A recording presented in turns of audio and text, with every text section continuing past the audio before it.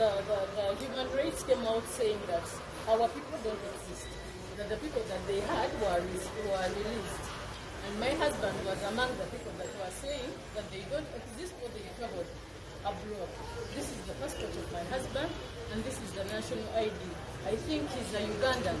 There's no way this can exist when you're not there. So this proves that Chibalamadio Bosco is a human being and is there. So he was taken on demanding my husband for him to come and take responsibility that he has. Today we are here at court. They are putting our case.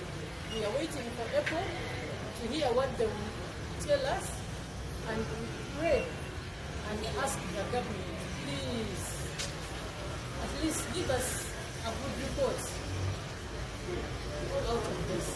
Put politics aside. These are human beings. We are suffering.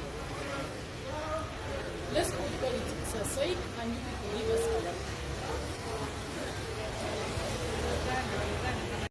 A survivor as a victim of Musisi's house since 2001. And my children are also very young.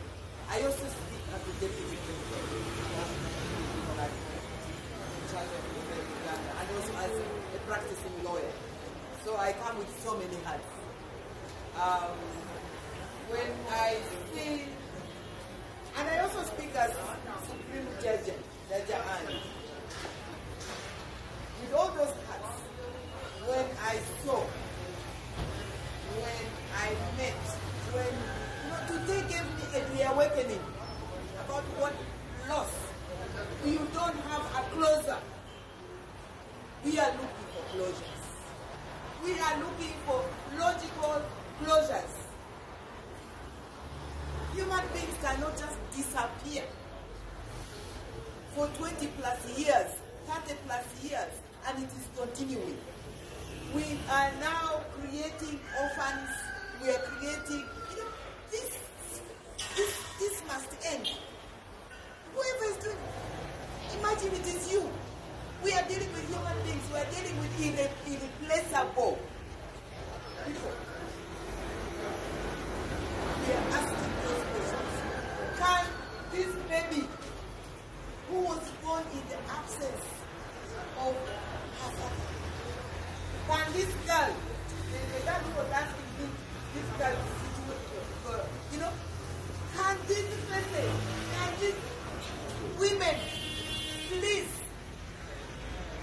This is not, as we say, politics. It is not. This is life and death. This is the reality. This is accountability for human lives. This is the call to action to produce. If not to produce, at least give us the answer. Give us the bodies. Let's have a logical conclusion and move on. From the 14th of August 2001, how can a woman like me, my own children, my mother-in-law died without, knowing how long will this go on? And we keep silent. Whoever is keeping silent, you are part of the perpetrators. We must speak. We are calling upon all institutions, and I want to thank all of you here present, the media, for continuing tirelessly to believe, to portray, to speak, to allow us speak the truth, to power, and the powers that be. There's a proverb, and even on your back, you have a grave. How are you going to be going to your grave? We are calling on you and your conscience. Be accountable. Be accountable to this baby. Hold your office in trust for the dead and those that are not in power. We need answers, and urgent answers. We need logical conclusion, and we move on with our lives. Enough is enough. We are here in solidarity, and we will not relent.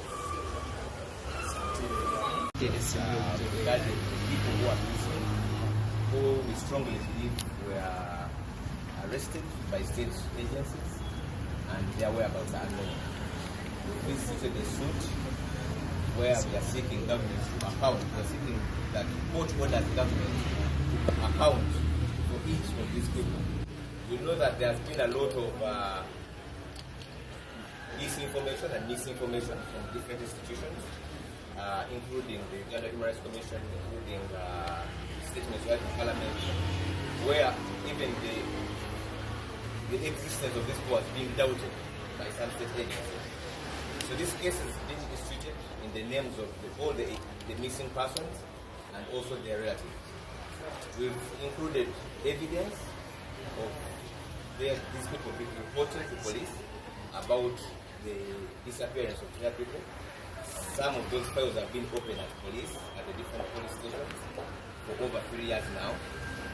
We've included their national IDs. We've included some of them were even court orders. They are court orders that were given by court for their release. We've also included affidavits by people who saw them being arrested. Some of them were arrested with other people, and then the other people were released, and those are still missing. Given that we've not got justice, we've not got a remedy from all the other institutions like police, like Price Commission, we've run to court, because every time we are seeking a remedy, we run to court. So we are seeking orders that court orders government to account for where these people are. If government is saying these people exist in the country, let it put it on record. If government is saying that NUP kidnapped these people, let a government official come to court and explain that, and when the court gives us a way forward. Because the reason why people come to court is to give a remedy. We're saying government has a duty to account for every Ugandan. These are relatives of those missing people, wives, siblings, children of people who are missing. And these are actual people. Given that other institutions have doubted even the authenticity of these people, like we had the UHRC person. Let us come to court. The matter has been fixed for the 8th of April at 11. We shall come back here and we shall await a court decision after court has looked at all the affidavits of these people who are yearning to meet their loved ones. The case has been allocated to the case number of the High Court. To demand for accountability for these missing persons. One of the things we need to tell you is that this is not the first case we are filing. As he has told you, many of these people have court orders, what we call habeas corpus orders. There's one for Damira John, there's one for Canada Muhammad, there's one for Sepija Yuda. All those people got orders for their release. But those orders were not respected by the regime. So, what we're trying to do here is to bring yet another case. As you know, we went to the Uganda Human Rights Commission, there was no justice. You saw how Wangadia, behaved and continues to behave about this case.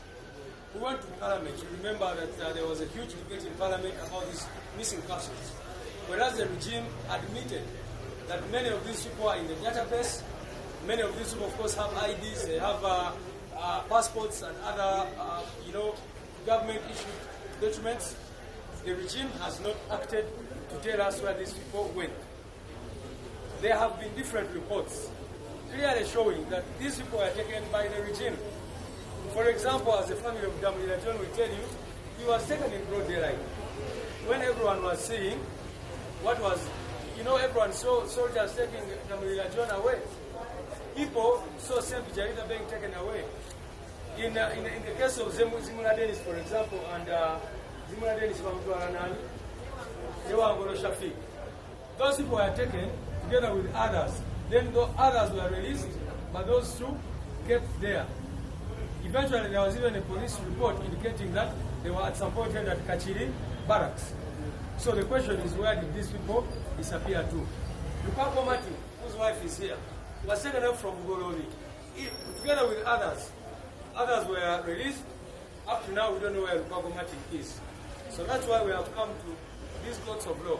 Some people may ask, do you have confidence in the courts of law? We, like we said, we shall use every avenue possible to try and get justice for these our people. Finally, maybe it will also indicate that even those people who are being tried illegally by the court martial and others, we shall also file a case here in the courts of law because we already went to the constitutional court. We are trying to use different approaches to see that we get justice.